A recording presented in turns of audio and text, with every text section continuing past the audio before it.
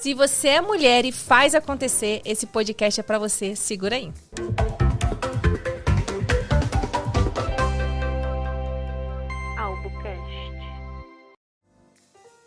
Eu sou a Aline Albuquerque, sócia da agência Albuquerques Advocacia.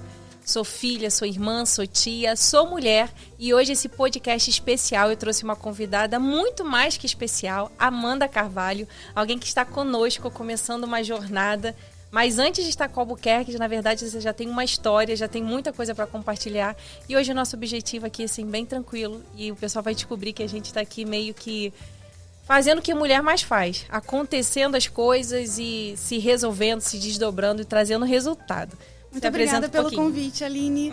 Para quem não me conhece, eu sou Amanda Carvalho, eu sou caloura de Direito, né? Estudando Direito, me encontrei na área jurídica. Mas eu sou mãe atípica, né? E a gente que é mãe, a gente é tudo, né? Então, eu já me encontrei em tantas outras áreas, mas a gente vai se reinventando, né? A mulher nada mais é do que isso, né? A gente se reinventa ao longo da vida. Somos empreendedoras por natureza. Natureza, exatamente. Por natureza. E agora me encontrei na área jurídica, né? Então, tô aí bem entusiasmada com a área e acabei te conhecendo, né, nessa jornada. Eu tô muito feliz porque não tem como mulheres se encontrarem numa jornada assim e não ser algo realmente promissor. Porque a gente une forças, né? A gente tem a força por natureza, somos 2 vezes mais fortes, então quando se une 2 ou mais mulheres, não tem como dar errado. Não, mas o engraçado é que por mais que mulheres se identifiquem, nós temos movimentos feministas, movimentos de mulheres empreendedoras, movimentos realmente de mulheres que entendem o seu valor e a sua força, mas nem sempre a gente tem a sororidade. Às vezes eu acho que nós encontramos dificuldades entre mulheres, entre os nossos pares, para poder realmente viver aquilo que nós vivemos, que é o nosso chamado, o nosso propósito, a nossa força, a nossa garra no próprio meio profissional. E aí uma experiência minha, que você vai descobrir agora, assim que eu comecei a advogar, eu comecei muito nova. Eu terminei a faculdade, eu tinha 20 anos, então, nova, cara de menina, etc e tal. Muita gente não me dava o devido crédito, né? E em uma determinada ocasião eu fui despachar com uma magistrada um processo, estava eu e o meu pai, que é o meu sócio, mas naquele episódio em específico, ele não estava patrocinando a causa, então ele só me acompanhou, eu não me lembro exatamente se a gente se encontrou, se ele me levou, o que foi. E eu peguei para conversar com a juíza de uma determinada comarca, e assim que eu estou despachando, conversando com ela, você acredite, se quiser, ela não olhava para mim, ela estava olhando para o Ayrton, porque é muito mais comum na sociedade, e aqui eu não estou querendo levantar a bandeira de vitimismo nem nada, é só um fato real, algo que realmente aconteceu, e eu comecei a perceber que se nós não nos posicionarmos de uma forma às vezes um pouco mais impetuosa, com menos características femininas, e nesse sentido eu estou falando, porque por mais forte que sejamos, eu acredito que a mulher ela tem uma característica única, que é ser vulnerável, embora forte. É ser sensível, embora capaz, hábil e ainda assim ser forte o suficiente para não ser sensível a ponto de parar. Mas dentro do contexto social, eu percebi, inclusive, algo que eu tenho buscado restaurar, é a feminilidade, mesmo que numa posição empoderada, de uma atividade que exige de nós posicionamento, atitude, enfim, tudo mais. Os homens, eles têm por natureza essa imagem de seres autoritários, né? De uma imagem autoritária. E nós mulheres, né, quando precisamos dar essa imagem, né, fornecer essa imagem de um ser autoritário, uma pessoa que tem ali um potencial de voz, que tem um certo nível de conhecimento, a gente sempre é visto como mandona, né? Porque a gente não é por natureza, a gente não ocupa por natureza um lugar de poder. Aí você é mandona, você tá fora do teu quadrado, ou então é super empoderada. Inclusive, em alguns contextos, eu já recebi muitos feedbacks, não que eu tenha pedido feedback, né? De pessoas dizendo assim, não, é a forma como você se veste, que parece muito empoderada, isso distancia determinadas pessoas em um ciclo social.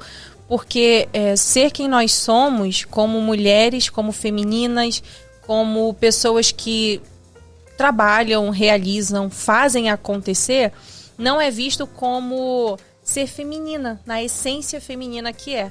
Na sociedade entre mulheres, estou falando feedback de mulheres que dizem isso pra mim. Você é empoderada demais, enfim, isso assusta, isso afasta. Mas a pergunta que fica é, e por isso que esse podcast para mim é tão relevante, ser mulher na sociedade, ela precisa... A sociedade feminina precisa compreender que a nossa postura, ela não tira de nós a nossa própria feminilidade. Sim, e é engraçado a gente associar a imagem de que se nós somos mulheres empoderadas, a gente afasta as pessoas porque a gente sabe ali o nosso lugar de fala, a gente sabe nos posicionar, a gente sabe o nosso direito. Então, em que momento a palavra ser uma mulher empoderada passou algo que diminui a nossa imagem, que denigra a nossa imagem? Parece que nos segrega, parece que nos coloca a margem acontece um segregamento porque a gente aprendeu a se posicionar, porque a gente aprendeu que a gente pode ocupar espaços de tomada de poder, ainda que tenhamos a nossa feminilidade, porque a verdade é que nessa escada da gente evoluir profissionalmente e ocupar um cargo que nunca nos foi dado, que nós tivemos que ocupar à força, sermos feminina é um sinônimo de fraqueza, que nós não estamos devidamente prontas para ocupar aquilo, então a gente acaba vestindo uma roupa que não nos pertence, a gente acaba agindo de forma mais masculina, a gente acaba nos vestindo de forma mais formal, porque de certo modo ser feminina virou sinônimo de fraqueza. Então a gente se reinventa para a gente poder crescer, porque a gente está se adaptando num sistema que, por si só, sempre foi patriarcal, e quando a gente tenta transformar esse cenário em um lugar mais acessível, que nunca foi pra gente, né? E ainda não é. Ainda não é, ainda tem muita coisa a ser conquistada. A gente chega em algumas áreas da faculdade, por exemplo, agora que a gente sou acadêmica. Existem muitos cursos que eles são ocupados majoritariamente por homens. E existe, por exemplo, a saúde é ocupado majoritariamente por mulheres, agora como a enfermagem, né? Porque a mulher, ela vem do cuidado, ela vem desse primeiro atendimento, natureza, enfim. Entendeu? E esses outros cursos que não são, assim, diretamente como cuidado, por exemplo, engenharias, eles são ocupados principalmente por homens, porque eles vêm ali do fazer, do atarefado. E ainda que tem uma crescente onda de mulheres preenchendo esses espaços, realizando sonhos na engenharia, enfim, todos os demais cursos que eram e ainda em parte são prioritariamente masculinos, elas acabam realmente sendo obrigadas, consciente ou inconscientemente, a adotar outra postura. Sim, a direcionar um caminho que mais as acolhe, né? Sim. E isso não só na questão acadêmica que a gente está falando, e também nessa questão de se portar e de ocupar lugares de tomada de decisões, como, por exemplo, você que se tornou uma grande advogada, e o trabalho é sempre muito dobrado. E, como você disse, você como a responsável do caso, o seu pai era visto como autoridade sendo apenas um acompanhante. Então, é uma coisa que é estrutural. De forma inconsciente, te trataram como uma não autoridade. Estamos falando de uma própria mulher, que era uma magistrada, olhando para uma outra mulher, que embora eu fosse nova e tudo, mas enfim, o que eu percebo é que nós somos guiados por uma cultura e não posso mexer na história cultural, ela já aconteceu, já foi, mas eu deveria, como mulher e como uma pessoa consciente, olhar para as coisas da forma como são. Quer ver um episódio muito significativo para mim? Eu até escrevi um artigo chamado Vende-se Vitimismo. Foi dessa forma mesmo. Porque eu estava em um congresso de advogados em outro estado. E nesse congresso, todas as bancas, todas as mesas, elas eram, ao serem ocupadas, diziam-se assim: hoje nós teremos uma mulher, uma pessoa preta, e hoje então eu tenho uma mulher que é preta, por causa das bandeiras femininas e do movimento Pretitude.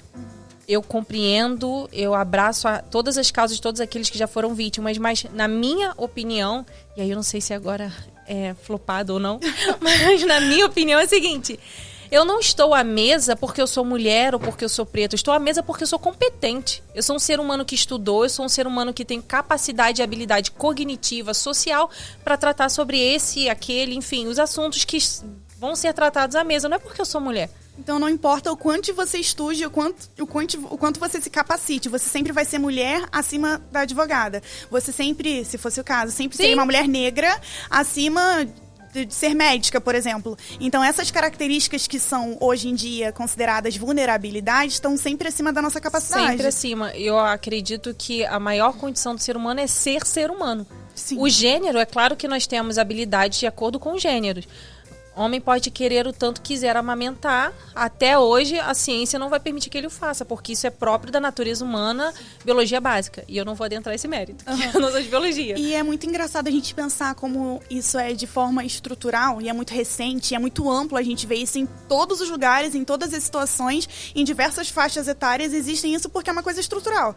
Ela vem com a gente, por exemplo, a Constituição Federal, ela só decretou que homens e mulheres têm amplos direitos, independentes do seu sexo, né, do seu gênero, na Constituição de 88. Então, de lá pra cá, você entende? Não fazem 50 anos sequer de que nós fomos consideradas humanos, acima de ser mulher. Eu não quero que você me respeite como mulher, né? Eu quero que você me respeite como humana. Eu não sou Amanda, a mulher estudante, eu sou Amanda estudante. Né? Você não é a Aline, a mulher advogada, você é a Aline advogada. Então, as suas competências, né, elas têm que ter um peso maior do que uma vulnerabilidade inexistente, né? Que foi imposta a nós. E nunca fomos vulneráveis, né? Eu acho que, assim, a vulnerabilidade, ela não está no gênero nesse sentido. A vulnerabilidade está na própria evolução histórica, no sentido de educação. Muitas mulheres não tiveram acesso à educação por séculos, até que há poucos anos atrás, acho que também não tem 50, 60 anos, que as mulheres começaram realmente a viver em faculdades, a se capacitarem. Eu acho que foi em 1879 que a gente teve direito ao ensino superior. Já faz uns 100 anos, mais ou menos. Né? Mas, por exemplo, o direito ao voto também foi aí em 1932. Não tem um século que a gente teve direitos políticos, né? Mas passada essa história, você falou uma coisa bem no início da sua apresentação, que aí eu gostaria bem que você me contasse um pouco da sua experiência. Você disse, eu sou mãe atípica. Sim. E aí dentro disso, quais são os seus desafios? Porque todos nós sabemos que as mulheres, elas ainda assumem triplas, quádruplas, sei lá quantas jornadas por dia. E dentro dessa condição, nós somos juristas e nós conhecemos direitos, por exemplo, das crianças atípicas, mas ainda assim os pais, a próprio seio familiar tem muitas dificuldades. Mas você, como mulher que trabalha, estuda, é mãe, é esposa, é tudo. Como é que é para você essa jornada e quais são os desafios para você como mulher? É muito difícil, Aline, a gente dar conta de todas as tarefas que a gente precisa fazer em um dia que só tem 24 horas. Porque essa questão da dupla, da tripla, da quadra jornada, ela é muito real. Porque a gente é mãe, a gente é esposa, a gente é dona de casa, a gente, quando é mãe e a mãe é típica, a gente tem 1 milhão de jornadas dentro dessa terceira que eu disse. E a gente, quando escolhe viver para além de uma vida doméstica, a gente também tem a vida no trabalho, né? Muitas de nós acabamos empreendendo por conta da versatilidade de horário, né? E a gente também quer estudar, porque a gente tem que pensar no futuro. E quando a gente se torna mãe, a nossa prioridade deixa de ser a gente. A gente pensa única e exclusivamente no nosso filho. E depois do filho vem a mãe. A gente aprende a se colocar em segundo lugar. Então, quando a gente se torna mãe atípica, a gente não tem só a demanda da maternidade, que por si só é muito difícil. Criar um ser humano é muito difícil, e criar um bom ser humano é mais difícil ainda. Educar é um dos maiores desafios. É um dos maiores desafios, porque para um ser humano se corromper é muito fácil. E a gente não quer criar um ser humano ruim, né? A gente quer que o nosso filho tenha acesso à educação, a gente quer que o nosso filho tenha acesso à saúde, acesso à cultura, acesso ao lazer. E quando a gente é mãe atípica, essas estruturas sociais não foram pensadas nessas pessoas. Então a gente precisa quebrar a barreira o tempo todo. Foi aí que eu comecei a me apaixonar pela área jurídica, né? Porque quando a gente é mãe, a gente tem que batalhar por tudo.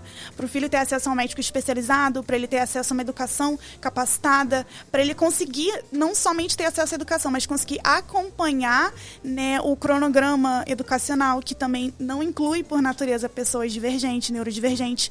Então é extremamente difícil. E não eu acho que é até difícil limitar em quantas jornadas a gente leva, porque cada dia é um dia diferente. Tem dia que a gente tem que ser médica, tem dia que a gente tem que ser enfermeira, aí tem outro dia que a gente tem que ser mais cozinheira do que qualquer outra coisa. Então é muito difícil a gente segmentar e colocar em tópicos o que é mais importante no nosso dia a dia. Porque é como se fosse uma engrenagem. Sim. E uma coisa não funciona sem a outra. E então, tudo vai acontecendo, você vai se desdobrando e tem resolvendo. Uma frase que eu gosto muito de dizer, que é a mesma mão que balança o berço move o mundo. Porque a mulher, ela faz tudo, né? Por natureza. A gente ocupa metade da população e a mãe da outra metade. Então não existe nada no mundo que não aconteça sem uma mão feminina. E quando a gente é mãe, a gente é responsável pela vida de outra pessoa. Eu acho que não existe nada mais importante no mundo senão isso. E por mais que a figura paterna seja crucial e importante até para o desenvolvimento dos filhos na sociedade, e aqui eu não tiro o poder do pai, a importância do pai, a presença da mãe, ela é significativa desde antes da própria criança nascer. E dentro disso, aí só um ganchinho, se você ficou curioso para saber sobre direitos de crianças atípicas, eu só vou gravar um vídeo. O Albucast só vai gravar um vídeo sobre isso se você comentar e compartilhar esse vídeo com pelo menos mais 3 pessoas. Coloca nos comentários, eu quero e eu vou saber do que você está falando. E nós vamos trazer um podcast até bem extenso sobre todos os direitos e como buscar e garantir os direitos de crianças atípicas, porque é algo desafiador. Sim, e a gente, quando já sabe dos nossos direitos, é difícil, né? Porque tem um longo caminho pela frente. Então, uma assistência jurídica, acompanhamento jurídico, ele é primordial e imprescindível. Porque não é fácil, nada é facilitado, né? Pra gente nada é facilitado. Então, é muito importante ter um acompanhamento, porque é uma gama de direitos que às vezes a gente nem tem noção de que aquela criança, ou que aquela pessoa com deficiência, né, porque autistas e pessoas neurodivergentes também crescem. Sim. E esses direitos, eles se prolongam ao longo da vida. Ao longo da vida. Né? Então, essa assistência, esse acompanhamento é primordial. Eu sei que, assim, a minha prática, eu não gosto de levantar bandeiras eu chamo de pequenos grupos, exatamente pelo que nós falamos. Por mais que as pessoas possam ter aquelas que concordem ou discordem, para mim é sobre quem eu sou, o que eu escolho fazer e até onde eu vou. Independente do meu gênero, das minhas escolhas, as minhas limitações não estão naquilo que a sociedade impõe, mas naquilo que a minha própria mente determina para mim. E se eu quiser avançar, eu vou avançar o tanto quanto eu estiver disposta a enfrentar os desafios e, enfim, alcançar os resultados. E dentro disso nós temos o empreendedorismo. E vou focar aqui um pouquinho dentro do mundo jurídico, mas o empreendedorismo, eu acredito que mulher empreende desde antes dela saber. Sim. Eu falo isso por causa da minha mãe. E assim, pensa numa mulher que não importa se tem parede ou não tem, ela mexe na nossa casa. Eu falo pra minha mãe, se eu tivesse alguma dificuldade visual, eu ia bater em todos os móveis, que ela muda de todo o tempo todo. Ela empreende dentro de casa. Então, assim, com ou sem recursos, não importa. Ela faz acontecer e ela muda para que ela traga um ambiente favorável, para que ela proporcione o melhor para a família dela. Minha mãe é mãe, incrível, né? Mãe é mãe. Mãe é mãe. E ela fez isso e... Embora eu tenha adquirido a especialização na área do direito empresarial, depois já de adulta, eu tenho certeza que eu comecei a entender empreendedorismo assim na veia, no sentido de essência, com a minha mãe. Aí meu pai também é empreendedor, mas nesse sentido, o que é essencialmente empreendedorismo com a minha mãe. E no mundo jurídico, o que eu vejo muito? Eu vejo muitas mulheres que trabalham em empresas e elas não têm o reconhecimento delas mesmas na empresa, exatamente por essa característica da minha mãe em casa, sabe?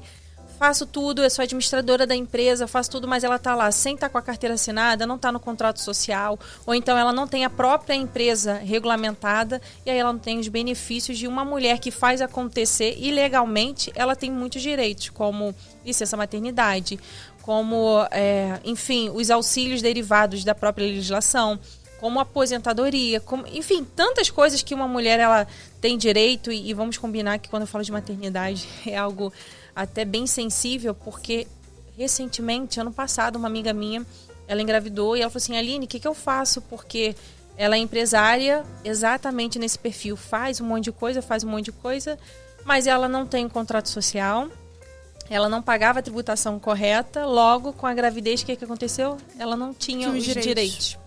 Não tinha os direitos. E dentro disso, eu tenho visto muito, e eu falo muito para as mulheres. Inclusive, uma pessoa me mandou mensagem no Instagram, ela só não continuou falando comigo. Falou assim, eu preciso de ajuda para regulamentar a minha empresa. Porque como mulher, ela faz a contabilidade, ela faz a administração, ela fala com o cliente, fala com as vendas. Ela não tem tempo para ela, obviamente. Mas quando muito, ela consegue fazer uma coisa ou outra, mas no final das contas, sabe o que ela não tem? Ela não tem os direitos dela resguardados. Mas ainda assim, está levantando todas as bandeiras, dizendo, eu faço. Mas cadê, então, o seu resultado? É importante, né, você falar dos direitos, não somente quando a mulher ela é CLT, mas também quando a gente empreende, né? Porque, como a gente disse, a maioria das mulheres, principalmente quando se tornam mães, optam por empreender. Sim. Justamente por, às vezes, poder empreender de casa, poder ter uma rotina um pouco mais maleável do que aquele compromisso diário de CLT. E essa questão da licença maternidade, dentre tantos outros direitos que muitas de nós, às vezes, nem chega a saber, eu queria que você enfatizasse isso. Não somente no CLT, mas que você enfatizasse também na questão do empreendedorismo feminino, dessa questão de direitos. Então, empreender é um desafio. Não é fácil para homem, para mulher, para quem quer que seja. Empreender é literalmente dar luz a um filho e carregar ele a vida toda. Se der certo, parabéns. Se der errado, a culpa é tua. É assim que funciona. Mas entre seletistas e empreendedores, o perfil, o que a gente precisa primeiro pensar é o meu perfil. O que eu quero encarar? Você sabe os benefícios e os ônus de ser um seletista. Você está dentro daquela categoria, você pode crescer na empresa se ela tiver uma atividade de escalonamento da sua profissão. Você pode mudar de emprego. Seletista é isso. E tudo bem, está ótimo. Empreender, ela tem os benefícios, que são realmente a flexibilidade de horários. Flexibilidade de horários. Depende, né? A gente trabalha muito. Você tem benefícios com relação à sua própria tributação, e aí é muito importante conversar com um advogado especializado e com uma empresa contábil, que é o seu planejamento tributário para a sua aposentadoria. As questões inerentes à licença maternidade, que você pode ter muito mais do que aquilo que a própria lei garante, principalmente porque, como empreendedora, você já vai se planejando para isso muito mais do que como seletista, porque você tem aquele prazo legal e tem que voltar para a empresa. Planejamento é importantíssimo, né? Sem planejamento, nada se constrói de forma escalonável. Vai atropelando. E dentro desse mundo jurídico, o que nós buscamos muito fazer, inclusive na Albuquerque Advocacia, a gente tem buscado sempre trabalhar isso, porque é algo que se renova de ano em ano. Assim como anualmente os colégios mudam o calendário, assim como anualmente nós temos a mudança do calendário no sentido de gestão financeira do país, assim é a gestão empresarial. Todo ano você tem que fazer planos, refazer os planos e readequar o que deu errado. Consolidar uma empresa, independente se é mulher ou se é homem, ela carece do seu empenho, full time. O tempo inteiro, né? Exatamente. E nesse sentido, focando assim mais nas empreendedoras. Qual é a minha dica para as empreendedoras? Tenha pessoas de confiança ao seu lado para que te ajudem a gerir todo o negócio. Não pense em fazer tudo, porque é cansativo, é enfado, enfim, vai chegar um momento que você não vai aguentar. Segundo, busque assessorias de confiança para que não espere acontecer o problema, principalmente as mulheres, porque acredite se quiser, por mais que os homens sejam orgulhosos, eu vejo muitas mulheres tentando resolver sozinhas ao invés de pedir ajuda. Nossa mania de tentar dar conta de tudo, né? Exatamente. Então, assim, a segunda dica muito valiosa é procure pessoas de confiança para que sejam sua assessoria preventiva. Não espere você engravidar para poder fazer o plano e ver se sua tributação está correta.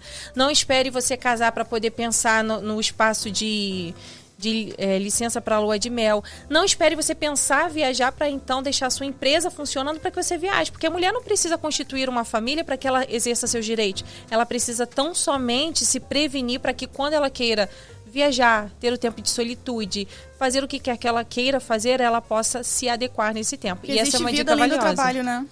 Existe. Existe vida além do trabalho. Eu pensei assim porque ultimamente tenho trabalhado muito. Mas existe vida além do trabalho.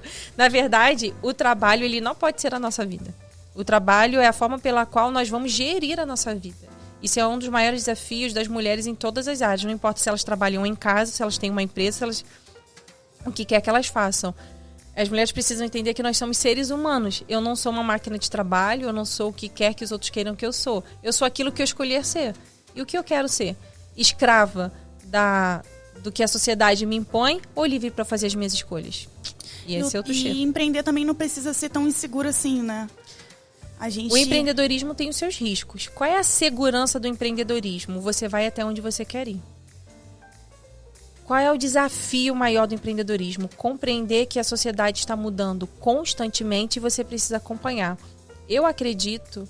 E aí eu não quero ser adstrita às mulheres, porque, por exemplo, o meu pai ele tem essa visão de alguém que olha e percebe mudanças e vai se inovando para isso. Mas focando nas mulheres, puxando sardinha pro nosso lado, é muito comum mulheres se adaptarem, sabe? Aquela ideia de Darwin, a mutação, é muito comum das mulheres, elas vão se adaptando, tanto é que a maioria de nós perdeu a sua feminilidade em razão da necessidade de mudar e se adequar a uma sociedade patriarcal e crescer nela. Mas essa inovação, esse desafio, ele pode ser vencido se a mulher estiver disposta a reconhecer que ela não faz nada sozinha, de que a empresa dela ela vai crescer e vai ter segurança se ela se adequar no tempo. E a mulher tem muita habilidade para isso. Sim, a gente é nós somos, né, seres completamente mutáveis, né? E é muito bom, por um lado, né, apesar da sobrecarga feminina, porque a gente vê o quanto que a gente é capaz das coisas, né? E quando a gente consegue estabilizar uma carreira, por exemplo, nem que seja no empreendedorismo, quaisquer área que seja, né? Quando a gente consegue estabilizar uma carreira, isso melhora a nossa autoestima, né? Porque quando a gente tem estabilidade, a gente sabe que nós temos uma segurança jurídica, que nós temos uma segurança de fonte de renda, a gente se sente mais segura. Porque por trás do empreendedorismo feminino, às vezes existe um filho, existe uma mãe, e são grandes responsabilidades, existem tantas coisas, existem tantas coisas, são tantas camadas, e a gente esquece que a gente está ali também. Então, nesse mês das mulheres, né, é bom a gente falando aqui sobre empreendedorismo, a gente falando sobre a maternidade, que por trás disso existe uma mulher, né? E aí, nesse sentido, eu vou te fazer uma perguntinha. A gente nem pensou sobre isso, né? Mas vamos lá. Dica para as mulheres. O que você diria? Para eu me reconectar com a minha feminilidade e para eu não viver o trabalho, eu viver a família exclusivamente. Olha, eu costumo dizer que todo mundo precisa de terapia. Independente, cada dia que passa, independente do que a gente tenha vivido no passado ou não. Porque quando a gente se conhece, quando a gente se reconecta com a gente mesmo, ainda mais nesse mundo tão digital, nesse mundo tão acelerado, imediatista, que a gente está preocupado com tudo ao mesmo tempo, né? A gente esquece da gente, de tirar aquele momento com calma, de tomar um café. Então eu, que sou uma pessoa, né, posso falar com o meu lugar de fala, que sou uma pessoa completamente ansiosa e que muitas das vezes esqueço de cuidar de mim mesma, tirar um respiro. Porque nada acontece, nada flui se a gente não estiver bem. Porque a principal engrenagem de tudo isso, a principal dela é a gente. Só que se a gente não tá bem mentalmente, se a gente... Não vai estar bem de jeito nenhum. A gente não vai estar bem de jeito nenhum e nada vai dar certo de jeito maneira. Então a gente precisa cuidar da gente, sobretudo, né? O que eu tenho pensado muito a meu respeito, e aí eu não sei se é uma dica ou se é apenas uma reflexão. Uma característica da minha personalidade. Eu acredito que eu posso fazer e eu vou fazer, e eu vou fazendo. Então, assim, se eu quero aprender teclado, eu vou estudar teclado.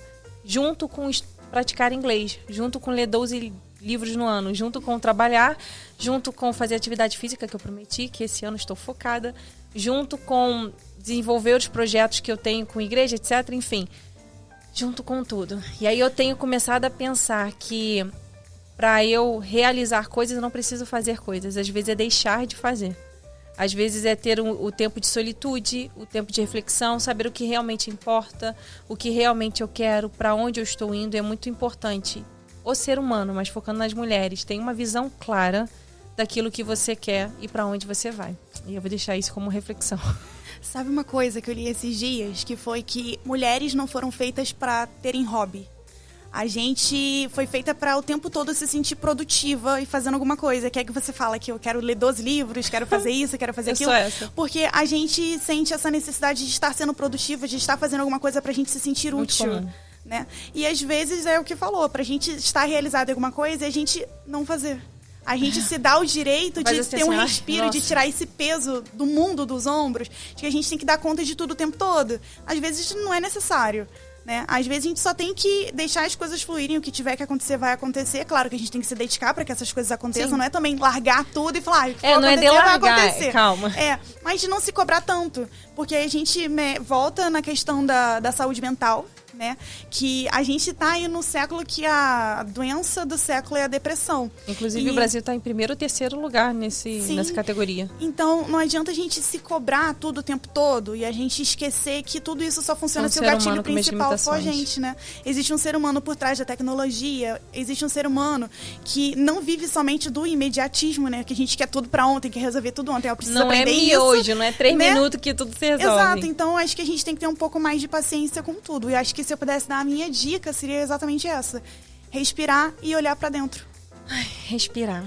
Vocês perceberam que foi um bate-papo. Nesse mês das mulheres, nós queremos compartilhar com vocês reflexões, um pouco da nossa vida real, daquilo que nós experimentamos. E se você gostou, não esquece de deixar o seu like aqui, se inscreve no canal, manda os seus comentários, porque se você não assistiu esse vídeo todo, volta um pouquinho, porque aqui eu deixei um desafio. Se você quiser descobrir sobre algo específico, que você vai ter que assistir o vídeo, nós estamos dispostos a cumprir a promessa de gravar um podcast sobre aquele tema tão relevante. Então volta o vídeo, assiste tudinho, se inscreve no canal. E se você gostou do conteúdo desse bate-papo, se quiser conversar um pouco mais sobre direitos femininos, sobre o que é ser mulher, as dores e os desafios, comenta aqui que a gente pode fazer uma mesa redonda, quem sabe, um pouquinho mais sobre isso. E Amanda, obrigada, tá? Eu que agradeço pela oportunidade. Nos vemos no próximo podcast.